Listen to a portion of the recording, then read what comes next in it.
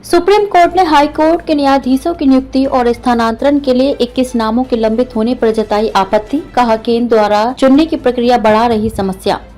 नमस्कार, मैं स्वागत करती हूं आपका यूपी न्यूज 24 में।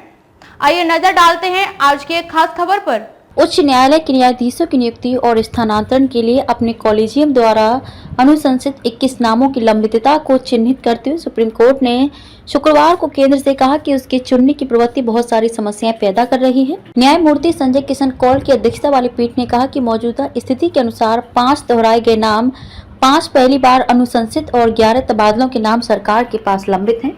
केंद्र ने पीठ से, जिसमें न्यायमूर्ति सुधांशु धूलिया और न्यायमूर्ति मनोज मिश्रा भी शामिल थे, 2 सप्ताह का समय देने का अनुरोध किया और कहा कि प्रक्रिया चल रही है।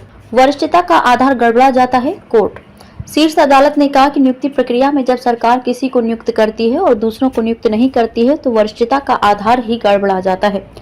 न्यायमूर्ति कौल, जो शीर्ष अदालत कॉलेजियम के सदस्य भी हैं, उन्होंने कहा कि यह चुनने की प्रक्रिया बहुत सारी समस्याएं पैदा करती है। पीटीआई द्वारा दी गई जानकारी के अनुसार अदालत 2 याचिकाओं पर सुनवाई कर रही थी, जिसमें न्यायाधीशों की नियुक्ति और स्थानांतरण के लिए कॉलेजियम द्वारा अनुशंसित नामों को मंजूरी देने में केंद्र द्वारा देरी का आरोप लगाया गया था। पीठ ने कहा कि नियुक्ति प्रक्रिया परामर्शात्मक है, लेकिन तबादलों के मामले में जिस व्यक्ति के नाम की सिफारिश की गई है वह पहले से ही एक न्यायाधीश है और कॉलेजियम के 5 वरिष्ठ न्यायाधीशों के विवेक में उससे किसी अन्य अदालत में बेहतर सेवा करने की अपेक्षा की जाती है। इसमें कहा गया कि ये धारणा नहीं होनी चाहिए कि किसी के लिए देरी हो रही है जबकि किसी और के लिए कोई देरी नहीं है।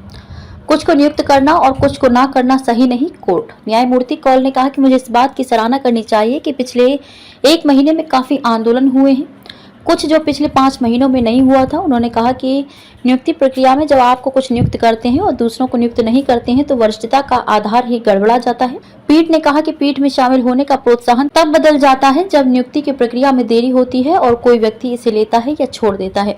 यह इस बात पर निर्भर करता है कि वह कहाँ खड़ा होगा। याचिकाकर्ताओं में से एक की ओर से पेश वकील ने कहा कि जहां तक दोहराए गए नामों का सवाल है तो शीर्ष अदालत ने उन्हें मंजूरी देने के लिए पहले ही समय सीमा तय कर दी है। केंद्र के वकील द्वारा प्रक्रिया में तेजी लाने के लिए 2 सप्ताह का समय मांगे जाने पर पीठ ने कहा कि जो किया गया है उसकी हम सराहना करते हैं, लेकिन और अधिक प्रयास करना जरूरी है। याचिकाकर्ताओं की ओर से पेश अधिवक्ताओं में से एक ने नियुक्ति और तबादलों के लिए कॉलेजियम की सिफारिशों के संबंध में केंद्र द्वारा चुनने की कवायद की भी निंदा की। अदालत ने स्वीकार किया कि यह परेशानी भरा है। पीठ ने केंद्र के वकील से कहा कि विचार आपको ये बताने के लिए है कि ऐसा नहीं होना चाहिए। प्रक्रिया में देरी कुछ लोगों को कर रही है हताश। कोर्ट पीठ ने कहा कि प्रक्रिया में देरी के कारण कुछ लोगों ने हताश होकर न्यायाधीश पद पर पदोन्नति के लिए अपना नाम वापस ले लिया है। जस्टिस कौल ने कहा कि हमने अच्छे लोगों को खो दिया है। मैं कहता रहता हूं कि इन दिनों लोगों को इस तरफ आना एक चुनौती है, ऐसा होने पर लोगों को यहाँ लाना एक बड़ी चुनौती बन जाती है। पीठ ने मामले की अगली सुनवाई 7 नवंबर को तय की और कहा कि केंद्र के वकील ने अदालत को आश्वासन दिया है कि इन मुद्दों को सुलझाया जा रहा है। जब केंद्र के वकील ने कहा कि मामले को 7 नवंबर के बाद 1 सप्ताह के लिए टाला जा सकता है तो पीठ ने कहा कि हमें दिवाली से पहले कुछ प्रगति करनी दीजिए, हम इसे बेहतर तरीके से मनाएंगे। कॉलेजियम प्रणाली के माध्यम से न्यायाधीशों की नियुक्ति अक्सर सुप्रीम कोर्ट और केंद्र के बीच एक प्रमुख टकराव का मुद्दा बन गई है। इस तंत्र की विभिन्न क्षेत्रों से आलोचना हो रही है।